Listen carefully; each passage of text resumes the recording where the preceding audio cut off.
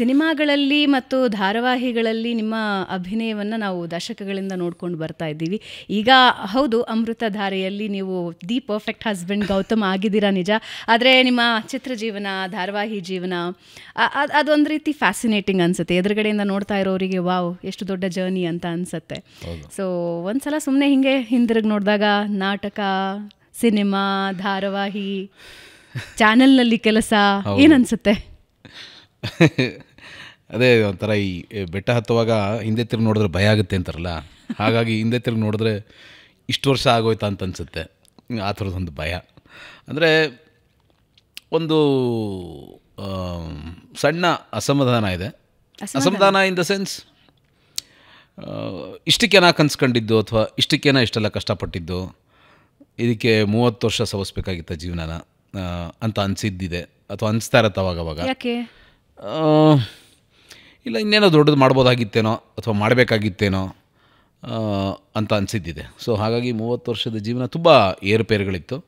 And ಅದೆಲ್ಲದಕ್ಕೂ ನಾನೇ ಕಾರಣ. ಅದೇನು ನಾನು ಯಾರ ಮೇಲೂ ಅದನ್ನು ಬ್ಲೇಮ್ ಹಾಕೋದಾಗಲಿ ಅಥವಾ ಯಾವುದೇ ಕಾರಣ ಕೊಡೋಕ್ಕೆ ನನಗೆ ಇಷ್ಟ ಇಲ್ಲ. ಸೊ ಎಲ್ಲವೂ ಸ್ವಯಂಕೃತ ಅಪರಾಧವೇ. ಅಂದರೆ ನಾನು ಉದ್ಧಾರ ಆಗಿದ್ದರೂ ಅದು ನನ್ನ ವೈಯಕ್ತಿಕ ನಿರ್ಧಾರವೇ, ಹಾಳಾಗಿದ್ದರೂ ಅದು ನನ್ನದೇ ವೈಯಕ್ತಿಕವೇ. ಸೊ ಹಾಗಾಗಿ 30 ವರ್ಷದ ಜೀವನ ಆಲ್ಮೋಸ್ಟ್ 30ಕ್ಕಿಂತ ಜಾಸ್ತಿ ಆಯ್ತು. ಹಾಂ, 30 ವರ್ಷ ಅಂತ ಅಂದ್ಕೊಳ್ಳೋಣ. ಹಾಂ, ಸೊ 30 ವರ್ಷದ ಜೀವನ ತುಂಬ ರೋಲರ್ ಕೋಸ್ಟರ್. ಇವತ್ತಿಗೂ ಹಾಗೇ ಇದೆ. ಅನಿಶ್ಚಿತತೆ ಇವತ್ತಿಗೂ ಕಾಡುತ್ತೆ. ಹೌದಾ? ಹಾಂ, ಇದೆ. ರಾಜೇಶ್ ನಟರಂಗ ಅವರಿಗೆ ಅನಿಶ್ಚಿತತೆನಾ ಇದೆ? ಅಂದರೆ ಅದೇ ಈಗ ನೋಡೋರ ಆಶೀರ್ವಾದನೋ ಅಥವಾ ಯಾರೋ ಮಾಡಿರೋ ಏನೋ ಪುಣ್ಯ ಇರ್ಬೋದು ಅಥವಾ ನಮ್ಮ ಬಗ್ಗೆ ಇಟ್ಟಿರೋ ಪ್ರೀತಿ ಇರ್ಬೋದು, ಆಗಿ ಕೆಲಸ ಸಿಗುತ್ತೆ. ಕೆಲಸ ಸಿಗಲ್ಲ ಅಂತಲ್ಲ. ಅಥವಾ ನಾನೇ ವೈಯಕ್ತಿಕವಾಗಿ ಆಸೆ ಪಟ್ಟು ಏನು ಬೇಕಾದರೂ ಕೆಲಸ ಮಾಡ್ಬೋದು. ಅಂದರೆ 4 ಜನ ಹೋಗಿ ನಾನು ಇಂಥದ್ದು ನನ್ನ ಕೆಲಸ ಬರುತ್ತೆ ಅಂತ ನೋಡಿದರೆ ಕೂಡ ಆ್ಯಂಡ್ ನಾನು ಮಾಡಬಲ್ಲೆ ಕೂಡ. ಆದರೂ ಅದು ಈ ಮಾಧ್ಯಮದ ಒಂದು ಸಮಸ್ಯೆ ಅಂತ ಅನಿಸುತ್ತೆ. ಅಂದರೆ ತುಂಬ ಇದು ಗಾಢವಾಗಿ ನನಗನ್ಸಿದ್ದು ಇತ್ತೀಚೆಗೆ ಕರೋನಾ ಬಂದಾಗ. ಅಂದರೆ ಇಡೀ ಪಿರಮಿಡ್ನಲ್ಲಿ ನಾವು ಆರ್ಟಿಸ್ಟ್ಗಳು ಅಥವಾ ಈ ಮಾಧ್ಯಮಕ್ಕೆ ಸಂಬಂಧಪಟ್ಟವ್ರು ಅಂದರೆ ಎಂಟರ್ಟೈನರ್ಸ್ ಅಂತ ಏನಿದ್ದೀವಿ, ನಾವು ತುಂಬ ಕಡೆಯಲ್ಲಿದ್ವಿ. ನಮ್ಗೆ ಯಾವ ಥರದ ದೊಡ್ಡ ಫೆಸಿಲಿಟಿ ಸಿಕ್ಕಲಿಲ್ಲ. ಅಂದರೆ ಏನು ನಮ್ಮ ಸಂಘ ಸಂಸ್ಥೆಗಳು ನಮಗೆ ಗೊತ್ತಿರೋ ನಮಗೆ ಹೆಲ್ಪ್ ಮಾಡಿದ್ರು, ನಾವು ಮಾಡ್ಕೊಂಡ್ವಿ ಅನ್ನೋದು ಬಿಟ್ಟರೆ ನಮಗೆ ಬೇರೆ ಥರದ್ದು ಯಾವ ಸವಲತ್ತುಗಳು ಸಿಗಲಿಲ್ಲ. ಈಗ ಬ್ಯಾಂಕಲ್ಲಿ ನಾವೇನೋ ಲೋನ್ ಮಾಡಿದ್ದೀವಿ ಅಂದರೆ ಅದಕ್ಕೆ ಅದೇನೋ 6 ತಿಂಗಳು ನೀವು ಕಟ್ಟಬೇಡಿ ಆಮೇಲೆ ಕಿತ್ಕೋತೀವಿ ಅನ್ನೋದು ಕಿತ್ಕೊಂಡ್ರು ಬಿಟ್ಟರೆ ಅಷ್ಟೇ. ಉಸಿರಾಡೋಕ್ಕೆ ಜಾಗ ಕೊಟ್ಟರು ಬಿಟ್ಟರೆ ಬೇರೆ ಏನು ಸವಲತ್ತುಗಳು ಸಿಗಲಿಲ್ಲ. ಸಿಗಬೇಕು ಅಂತ ನಾವು ಅಪೇಕ್ಷೆ, ಕೆಲಸ ಇದ್ದರೆ ಸಾಕು ಅಂತ. ಬಟ್ ಆ ರೆಗ್ಯುಲರ್ ಕೆಲಸ ಅನ್ನೋದಿದೆಯಲ್ಲ, ಅದು ಆವಾಗ ಅನಿಸ್ತಾ ಇತ್ತು, ಇಲ್ಲ ಇದು ಈ ಥರ ಮುಂದೇನೂ ಆದರೆ ಏನು ಕತೆ ಏನದು ಕಾಡ್ತಿತ್ತು ಆವಾಗ. ಬಟ್ ಅದರ್ವೈಸ್ ಕೆಲಸಕ್ಕೆ ಯಾವತ್ತೂ ಏನು ನನಗೇನು ಕೊರತೆ ಇರಲಿಲ್ಲ. ನಾನು ಹೇಳಿದಾಗೆ ಅದು ನನ್ನ ಸ್ವಯಂಕೃತ ಅಪರಾಧ. ನಾನು ತೊಗೋತಾ ಇದ್ದ ಡಿಸಿಷನ್. ನನಗೆ ಅದೊಂದು ಏನಾಗಬೇಕಿತ್ತು ನಿಮಗೆ? ಯಾಕೆ ನಿಮ್ಗೆ ಅಸಮಾಧಾನ ಇದೆ? ಏನಾಗಬೇಕಿತ್ತು? ಅಲ್ಲ, ಅಭಿನಯದಲ್ಲೇ ಇನ್ನೊಂದಷ್ಟು ಬೇರೆ ಬೇರೆ ಥರದ ಪಾತ್ರಗಳನ್ನ ಅಥವಾ ನಾನು ಪಾತ್ರಗಳನ್ನ ಆಯ್ಕೆ ಮಾಡಿಕೊಂಡಿದ್ರಲ್ಲಿ ತಪ್ಪಿತ್ತ ಅಂತ ಅನಿಸುತ್ತೆ ಕೆಲವು ಸತಿ. ಅಥವಾ ನನ್ನ ಹುಡ್ಕೊಂಡು ಬಂದ ಪಾತ್ರಗಳನ್ನು ನಾನು ಸರಿಯಾಗಿ ನಿಭಾಯಿಸಲಿಲ್ವ ಅಂತ ಅನಿಸುತ್ತೆ. ಅಂದರೆ ಎಲ್ಲದಕ್ಕೂ ಒಂದು ಮಾನದಂಡ ಇದೆ. ವ್ಯಕ್ತಿ ಯಾಕೆ ಇಷ್ಟು ಹೆಸರು ಮಾಡಿದ್ದಾರೆ ಅಥವಾ ಇಷ್ಟು ಬ್ಯುಸಿ ಇದ್ದಾರೆ ಅನ್ನೋದಕ್ಕೆ ಒಂದು ಮಾನದಂಡ ಇದೆ. ಈಗ ಸಿನಿಮಾದಲ್ಲಾದರೆ ಬಾಕ್ಸ್ ಆಫೀಸ್ ಅಲ್ವಾ, ಅದು ಗಲ್ಲಾ ಪೆಟ್ಟಿಗೆಯಲ್ಲಿ ಎಷ್ಟು ಕೆಲಸ ಮಾಡುತ್ತೆ ಅಥವಾ ಎಷ್ಟು ಸಂಪಾದನೆ ಮಾಡುತ್ತೆ ಅನ್ನೋದ್ರ ಮೇಲೆ ಅವನೊಬ್ಬ ಒಳ್ಳೆ ನಟ ಕೆಟ್ಟ ನಟ ಎಲ್ಲವೂ ಅದು ಡಿಸೈಡ್ ಮಾಡುತ್ತೆ. ಸೊ ವೈಯಕ್ತಿಕವಾಗಿ ಜನ ಹೇಳ್ಬೋದು ತುಂಬ ಚೆನ್ನಾಗಿ ಆ್ಯಕ್ಟ್ ಮಾಡ್ತೀರಾ ಅಂತ. ಬಟ್ ಅದು ಮಾನಿಟೈಸ್ ಆಗಬೇಕು ನಮಗೆ. ಅಂದರೆ ಬರೀ ಹೊಗಳಕ್ಕೆ ನಮ್ಗೆ ಯಾವುದೇ ಥರದ ಹೊಟ್ಟೆ ಹೌದು ಪರ್ಸ್ನಲ್ ತೃಪ್ತಿ ಇರುತ್ತೆ. ಯಾರೋ ಹೇಳಿದಾಗ ಎದುರುಗಡೆ ಆಮೇಲೆ ಅನ್ಸುತ್ತೆ ಇದು ಮುಖಸ್ತುತಿಗೆ ಹೇಳ್ತಾ ಇರ್ಬೋದಾ ಅಂತಂದರೆ ಮನುಷ್ಯ ಎಷ್ಟು ಕೆಟ್ಟದಾಗಿ ಯೋಚನೆ ಮಾಡಬಲ್ಲ ಅನ್ನೋದು. ಅಂದರೆ ಅದು ಮಾನಿಟೈಸ್ ಆಗದೇ ಇದ್ದಾಗ ಸುಳ್ಳು ಹೇಳ್ತಾ ಇದ್ದಾರೆ ಅಂತ ಅನ್ಸುತ್ತೆ ಅಲ್ವಾ. ಆಮೇಲೆ ಅದು ಓಕೆ. ಈಗ ನಾನು ಏನೋ ಟೆಲಿವಿಷನ್ನ ಶುರು ಮಾಡಿದಾಗ ನಾವೆಲ್ಲ ಫ್ರೀ ಎಂಟರ್ಟೈನರ್ಸ್ ಅಂತ ನಮ್ಮನ್ನು ಅಂದಿದ್ದಿದೆ, ಮೂದಲ್ಸಿದ್ದಿದೆ. ಹಾಂ, ಫ್ರೀ ಎಂಟರ್ಟೈನ್ ಅಂದರೆ ನಾನು ಮನೇಲಿ ಕೂತ್ಕೊಂಡು ಸುಮ್ಮನೆ ಹಿಂಗೆ ಚಾನಲ್ ಚೇಂಜ್ ಮಾಡಿದ್ರೆ ಇವರೆಲ್ಲ ಬರ್ತಾರೆ ಅಂತ. ಅಂದರೆ ನಾನೊಂದು ಸಿನಿಮಾ ಮಾಡಬೇಕಾದ್ರೆ ಇವನಿಗೋಸ್ಕರ ನಾನು ಕ್ಯೂನಲ್ಲಿ ನಿಂತ್ಕೊಂಡು 50 ರೂಪಾಯಿ ಟಿಕೆಟ್ ಕೊಟ್ಟು ಯಾಕೆ ತೊಗೊಂಡು ನೋಡ್ಬೇಕು ಇವನು ಅಂಥದ್ದೇನು ನೋಡ್ತೀವಲ್ಲ ಡೈಲಿ, ಹಿಂಗಂದ್ರೆ ಬರ್ತಾನೆ, ಹಿಂಗಂದ್ರೆ ಹೋಗ್ತಾನೆ. ಅಂದರೆ ಧಾರಾವಾಹಿಯಿಂದ ಸಿನಿಮಾಗೆ ಶಿಫ್ಟ್ ಆಗುವಾಗ ಇದೊಂದು ಕಾಲ ಇತ್ತು. ಅಂದರೆ ಒಂದು ಕಾಲದಲ್ಲಿ ನಟನ ಹೆಸರು ಬೇಡ, ನಮ್ಮನ್ನೆಲ್ಲ ಬ್ಯಾನ್ ಅಂದರೆ ಅದೇನು ಸುಪ್ರೀಂ ಕೋರ್ಟ್ಗೆ ಹೋಗಿ ಹೋರಾಟ ಮಾಡಿ ಗೆಲ್ಲುವಂಥ ಕೇಸನ್ನಲ್ಲ. ಬಟ್ ಒಂದು ಪ್ರೆಸ್ ಮೀಟಲ್ಲೇ ಓಪನ್ ಆಗಿ ಹೇಳಿದರು, ಇವರು ಟೆಲಿವಿಷನ್ನವ್ರನ್ನ ಯಾರು ನೀವು ಸಿನಿಮಾಗಳಲ್ಲಿ ತೊಗೋಬೇಡಿ ಅಂತ. ಹೌದಾ? ಹಾಂ, ಬಿಕಾಸ್ ಟೆಲಿವಿಷನ್ ವಾಸ್ ಡಾಮಿನೇಟಿಂಗ್. ಅಲ್ಲಿಯ ಬರ್ತಾಯಿದ್ದು ಧಾರಾವಾಹಿಗಳಿರ್ಬೋದು, ಕಂಟೆಂಟ್ ಇರ್ಬೋದು, ನಿಮಗೆ ಮಧ್ಯಾಹ್ನದ ಮೇಲಿನ ಶೋಗಳನ್ನ ತಿಂದಾಕ್ಬಿಡ್ತಾಯಿತ್ತು. ಸೊ ಅವ್ರಿಗದೊಂದು ಅಸೂಯೆ ಇತ್ತು. ಅಸೂಯೇನ ಇನ್ಕಾಂಪಿಟೆನ್ಸ್ ಅದು ಜನ ಡಿಸೈಡ್ ಮಾಡ್ಬೇಕು, ನಮಗೂ ಗೊತ್ತಿಲ್ಲ. ಅವರ ಶೋ ಟೈಮಲ್ಲಿ ಸೀರಿಯಲ್ಗಳು ಬರೋದ್ರಿಂದ ಆ್ಯಂಡ್ ಜನಕ್ಕೆ ಅನಿಸುತ್ತೇನೋ ಅದಕ್ಕೇನೋ ಒಳ್ಳೆ ಕಂಟೆಂಟ್ ಕೊಡು, ಮನೇಲೇ ಬಂದು ಕೊಡ್ತಾ ಇದ್ದಾರೆ, ನಾನು ಯಾಕೆ ಥಿಯೇಟ್ರಿಗೆ ಹೋಗ್ಬೇಕು ಅಂತ. ಏನು ಜನಕ್ಕೆ ಬಿಟ್ಟಿದ್ದು, ಅದು ಯಾರು ಅವರವ್ರ ಆಯ್ಕೆ. ಎಲ್ಲವೂ ಎವಾಲ್ವ್ ಆಗಿದ್ದಲ್ವ, ಅದು ಏನು ನಾವು ಮಾಡಿದ್ದ, ಅದು ಎಲ್ಲರಿಗೂ ನಮಗೂ ಕೆಲಸ ಬೇಕಿತ್ತು, ಕೆಲಸ ಮಾಡ್ತಾಯಿದ್ವಿ ಅಷ್ಟೇ. ಬಿಟ್ಟರೆ ನನಗೆ ವೈಯಕ್ತಿಕವಾಗಿ ಯಾವತ್ತೂ ಮಾಧ್ಯಮ ಅನ್ನೋದು ತುಂಬ ದೊಡ್ಡ ಇಂಪಾರ್ಟೆಂಟ್ ಆಗಲಿಲ್ಲ. ನಾನು ಬೀದಿ ನಾಟಕನೂ ಮಾಡಿದ್ದೀನಿ, ರೇಡಿಯೋ ನಾಟಕಗಳನ್ನೂ ಮಾಡಿದ್ದೀನಿ, ದೂರದರ್ಶನದಲ್ಲೂ ಮಾಡಿದ್ದೀನಿ, ಟೆಲಿವಿಷನಲ್ಲೂ ಮಾಡಿದ್ದೀನಿ. ನನಗೆ ಯಾವುದು ಮಾಧ್ಯಮ ದೊಡ್ಡದಾಗಲ್ಲ, ನನ್ನ ಕೆಲಸ ಮಾತ್ರ ದೊಡ್ಡದು ನನಗೆ ಅಷ್ಟೇ.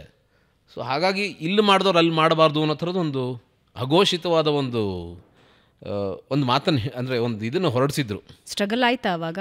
ಅಂದರೆ ನೀವು ಸೇರಿದ ಹಾಗೆ ಅಲ್ಲ, ಆಗಿದ್ದಿರ್ಬೋದು. ಅದು ಒಳಗಡೆ ಇಂಡಸ್ಟ್ರಿನಲ್ಲಿ ಅವರೊಬ್ಬರು ಪ್ರಭಾವ ವ್ಯಕ್ತಿಯಾಗಿದ್ರು, ಆಗಿದ್ದಿರ್ಬೋದು, ಗೊತ್ತಿಲ್ವಲ್ಲ. ನಿಮ್ಮ ಮೇಲೆ ಇಂಪ್ಯಾಕ್ಟ್ ಹೆಂಗಾಗಿತ್ತು? ಅದೇ ನಮ್ಗೆ ಡೈರೆಕ್ಟಾಗಿ ಏನು ಗೊತ್ತಾಗಲ್ಲ. ಆ ಥರದ್ದೊಂದು ಹೇಳಿದಾಗ ಈಗ ಯಾರೋ ತೊಗೊಳಕ್ಕೆ ಹಿಂದೆ ಮುಂದೆ ನೋಡ್ತಾರಲ್ವ, ಅಥವಾ ಇರ್ಬೋದು ಇವ್ರು ಹೇಳ್ತಾರದು ಅಂತ ಅನಿಸಿದ್ದು ನಮಗೆ ಸಿಗದೇ ಇದ್ದಿದ್ದು ಇರ್ಬೋದಲ್ವ, ಗೊತ್ತಿಲ್ಲ ನನಗೆ. ಬಟ್ ಆ ಥರದ್ದೊಂದು ಅಭಿಪ್ರಾಯ ಇತ್ತು ನಾನು ಹೇಳೋದು. ಸೊ ಅದನ್ನು ಮೀರಿ ಆಮೇಲೆ ಈಗ ಗಣೇಶ್ ಥರದವರು, ಯಶ್ ಥರದವರು, ದುನಿಯಾ ವಿಜಿ ಥರ ಅದನ್ನೆಲ್ಲ ಮೀರಿ ಬಂದರು. ಯೋಗರಾಜ್ ಭಟ್ ಥರದವರು, ಸೂರಿ ಥರದವರು ಎಲ್ಲರೂ ಟೆಲಿವಿಷನಲ್ಲೇ ಕೆಲಸ ಮಾಡ್ತಾ ಇದ್ದಿದ್ದು. ಎಲ್ಲವನ್ನೂ ಹೊಡೆದು ಆಚೆಗೆ ಬಂದ್ರಲ್ಲ, ಅವಾಗ ಸ್ವಲ್ಪ ಓಪನ್ ಆಯಿತು. ನೀವು ಕೂಡ ಉದಯ ಟಿ ವಿಯಲ್ಲಿ ಒಂದು 3 ವರ್ಷ ವರ್ಕ್ ಮಾಡಿದ್ರೆ? ಹಾಂ 3.5 ವರ್ಷ ಕೆಲಸ ಮಾಡಿದೆ ನಾನು. ಸೊ ಅದೊಂದು ಟ್ರಾನ್ಸಿಷನ್ ಎರಾ ಅಂತ ಅನ್ಸುತ್ತೆ. ಚಿಕ್ಕ ತೆರೆಯಿಂದ ಬೆಳ್ಳಿ ತೆರೆಗೆ ಬಹಳಷ್ಟು ಜನ ಇಲ್ಲ, ನನಗೆ ಬೇಸಿಕಲಿ ಬಿಗಿನಿಂಗಿಂದ ಇದ್ದಿದ್ದು ಸಿನಿಮಾನೇ ಜಾಸ್ತಿ ಆಸಕ್ತಿ ಇದ್ದಿದ್ದು. ಸ್ವಲ್ಪ ಬಾಲ್ಯಕ್ಕೆ ಹೊರಳ್ಕೊಳ್ಳೋಣ, ಸಿನಿಮಾದಲ್ಲಿ ಯಾಕೆ ಇಂಟ್ರೆಸ್ಟ್ ಬಂತು ಅಂತ. ಅಂದರೆ ಮನೆಯಲ್ಲಿ ತುಂಬ ಸಿನಿಮಾ ಪ್ರಭಾವ ಇತ್ತು. ಹಾಡುಗಳನ್ನ ಕೇಳೋದು, ಹಳೆ ಹಿಂದಿ ಸಿನಿಮಾಗಳು, ಕನ್ನಡ ಸಿನಿಮಾಗಳು ಎಲ್ಲವೂ ತುಂಬ ಪ್ರಭಾವ ಬೀರಿದ್ವು. ಯಾವ ಏಜ್ ಇದು? ಅಂದರೆ ನಾನೊಬ್ಬ ಆ್ಯಕ್ಟರ್ ಆಗಬೇಕು ಅಂತ ಅನ್ಸಕ್ಕೆ ಶುರು ಆಗಿದ್ದು? ಅದು ಗೊತ್ತಿಲ್ಲ. ಅಂದರೆ ನಾನು ತುಂಬ ಓದ್ನಲ್ಲೇನು ಬುದ್ಧಿವಂತ ಆಗಿರಲಿಲ್ಲ. ಬಟ್ BSc ಎಲೆಕ್ಟ್ರಾನಿಕ್ಸ್ ತಗೊಂಡಿದ್ದೆ, ಮತ್ತೆ ಅಷ್ಟಿತ್ತು, ಪಾಸ್ ಆಗೋ ಮಟ್ಟಕ್ಕಿತ್ತು. ಬಟ್ ಇದು ಸ್ವಲ್ಪ ಎಕ್ಸ್ಟ್ರಾ ಕರಿಕ್ಯುಲರ್ ಆ್ಯಕ್ಟಿವಿಟೀಸ್ ಸ್ವಲ್ಪ ಜಾಸ್ತಿ ಮುಂದೆ ಇರ್ತಾ ಇದ್ದೆ. ಸೊ ಹಾಗಾಗಿ ನಾಟಕಗಳನ್ನೆಲ್ಲ ಮಾಡಿದಾಗ ಜನ ಅಪ್ರಿಷಿಯೇಟ್ ಮಾಡೋದಿರ್ಬೋದು, ಚಪ್ಪಾಳೆ ತಟ್ಟೋದಿರ್ಬೋದು, ಪ್ರಾಯಶಃ ಅದೆಲ್ಲ ಇನ್ಸ್ಟಿಗೇಟ್ ಮಾಡಿರಬೇಕು, ಇನ್ನು ಆ್ಯಕ್ಟ್ರಾಗು ಬೆಟ್ರು ಅಂತ. ಹಾಂ, ಸೊ ಹಾಗಾಗೆಲ್ಲೋ ಕರ್ಕೊಂಬಂದಿದೆ. ಇದು ಎಲ್ಲ ಪ್ರಾಯಶಃ ಹೈಸ್ಕೂಲ್ ಆ ಟೈಮ್ನಲ್ಲಿ. ಬಟ್ ಅದಾದಮೇಲೆ PUC ಬಂದಮೇಲೆ ಮತ್ತೆ ತುಂಬ ಆರ್ಥೋಡಾಕ್ಸ್ ಫ್ಯಾಮಿಲಿ ಆದ್ದರಿಂದ ನೀನು either you have to become an engineer or a doctor ಅಂತ. ಹಾಂ, ಕಣ್ಣು ಕಾಪು ಕಟ್ಟುವ ಥರ 2 ವರ್ಷ ಏನೂ ಮಾಡಲಿಲ್ಲ. PS ಕಾಲೇಜಲ್ಲಿ ಓದಿದೆ. ಬಟ್ ಒಂದು ಸತಿ ಒಂದು ನಾಟಕ ಶಿಬಿರಕ್ಕೆ ಹೋಗಿದ್ದೆ. ಆವಾಗ ಆನಂದ್ನಾಗ್ ಅವರು ಇರ್ಬೋದು, ಶಂಕರ್ನಾಗಿರ್ಬೋದು, ತುಂಬ ಜನ ಬಂದಲ್ಲಿ ಉಪನ್ಯಾಸಗಳನ್ನೆಲ್ಲ ಕೊಟ್ಟಿದ್ದರು. ಅದು ಇನ್ನೂ ಚೆನ್ನಾಗಿ ನೆನಪಿದೆ. ಬರೀ ಅದಷ್ಟೇ ಮಾತ್ರ ಅಟೆಂಡ್ ಮಾಡಿದ್ದು. ಸೊ ಅದಾದಮೇಲೆ ಯಾವಾಗ ನಾನು ಡಾಕ್ಟ್ರು ಆಗಲಿಲ್ಲ, ಇಂಜಿನಿಯರು ಆಗಲಿಲ್ಲ, ಒಂದು ಡೀಸೆಂಟ್ ಮಾರ್ಕ್ಸ್ ಇತ್ತು.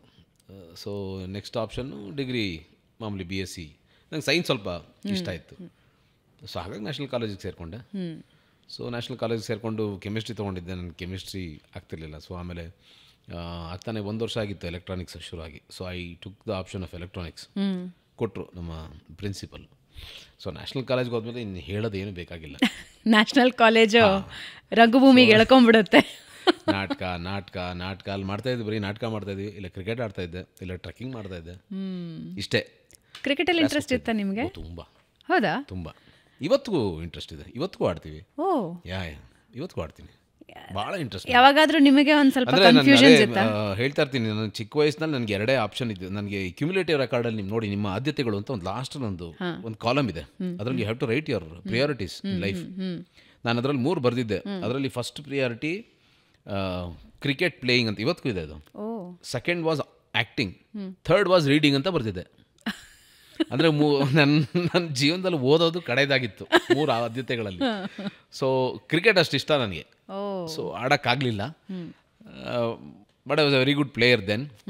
ಈಗ ಓಕೆ, ಬಟ್ ಇವತ್ತಿಗೂ ಇಷ್ಟ ನನಗೆ ಕ್ರಿಕೆಟ್ ಆಡೋದು. ಹಾಂ, ಖುಷಿಗಾಡೋದು.